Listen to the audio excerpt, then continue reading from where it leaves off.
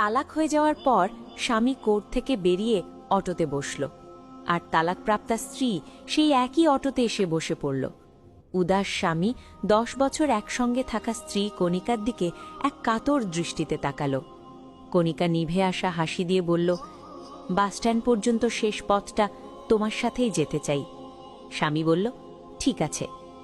রাস্তায় যেতে যেতে স্বামী বলল, মোহরানার ও ভরণপোষণের টাকা 2 থেকে 3 মাসের মধ্যে দিয়ে দেব, বাড়িটাও বেচে দেব, তোমার জন্যই তো বানিয়েছিলাম।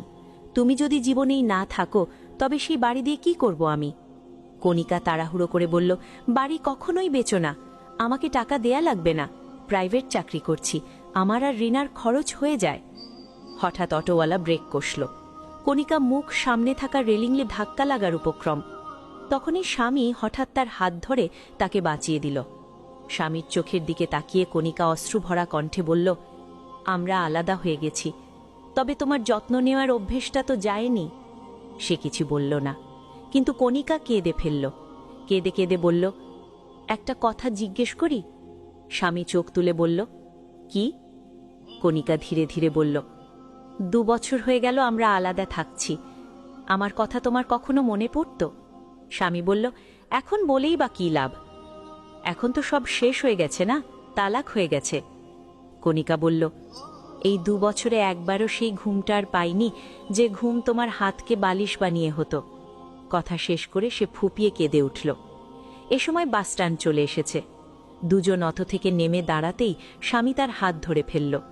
অনেকদিন পর স্বামীর স্পর্শ কবজিতে অনুভব করে কণিকা আবেগে ভেসে গেল।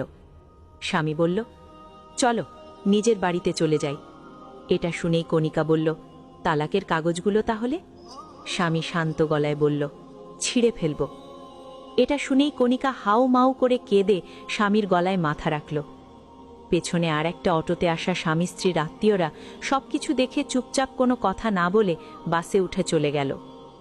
নিজের সম্পর্ককে কখনোই আত্মীয়দের হাতে ছেড়ে দিও না। নিজের সিদ্ধান্ত নিজেই নাও, নিজেদের মধ্যে কথা বলো, ভুল হলে তা স্বীকার করো। তাই সমস্ত সিদ্ধান্ত নেবার আগে নিজে ভাবুন এবং আপনার জীবনসঙ্গীকে নিয়ে ভাবুন। দুজনে একসঙ্গে বসে আলাপ আলোচনা করুন, যদি সমাধানের মতো